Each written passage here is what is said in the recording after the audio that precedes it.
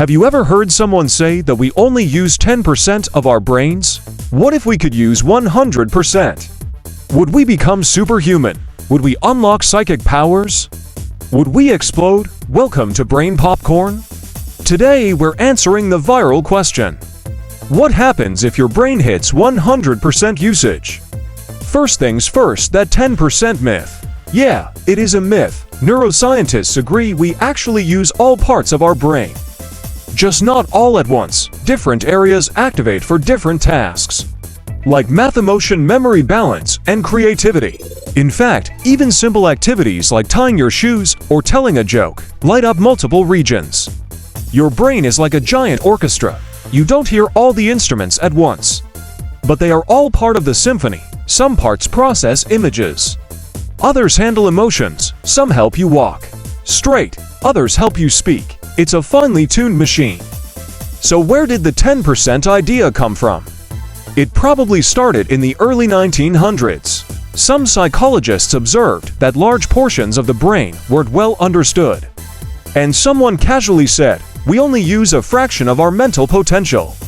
Hollywood took that and ran wild. Movies like Lucy and Limitless made it seem like unlocking 100% would give us godlike powers. Telekinesis, time travel, telepathy. The ability to write 50 emails in one sitting. Sounds amazing, right? But here is what would really happen. Your brain already uses about 20% of your body's energy. It is the most energy-hungry organ you have. Even though it only makes up 2% of your body weight, it consumes an enormous amount of resources. If you tried to activate every neuron at the same time, your body would overheat. You would likely have a seizure or go into a coma, or in extreme theory, it could literally cook your brain. So no, you wouldn't become Professor X, you become unconscious. Plus remember, your brain is made of networks. It thrives on structure, not chaos. 100% simultaneous activity would be like turning on every app on your phone at once. It would crash hard. Your neurons fire in patterns. They specialize. They work in harmony, not in overload. Just like you can't sprint, sing, solve math, and cry at the same time effectively. Neither can your brain. But here's the good news. While 100% usage at once is bad, 100% potential is a real thing. With training and time, you can strengthen more connections, increase memory, boost focus, rewire habits, improve emotional control, sharpen creativity, even delay cognitive aging. That is not science fiction, that is neuroscience. Let's talk about some science. A study from University College London showed that London taxi drivers actually grow a bigger hippocampus.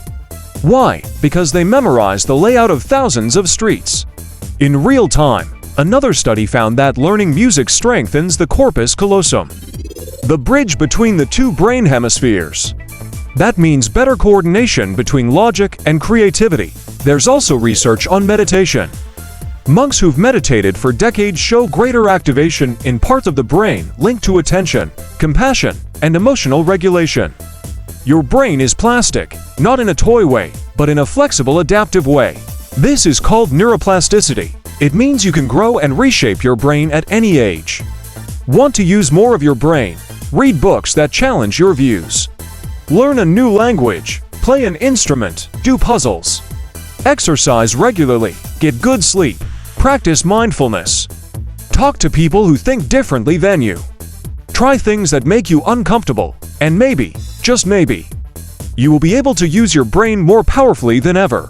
Not in a Hollywood explosion way, but in a focused, calm, intelligent way, because the truth is, you are already using your brain more than you think. Your challenge today: try something new.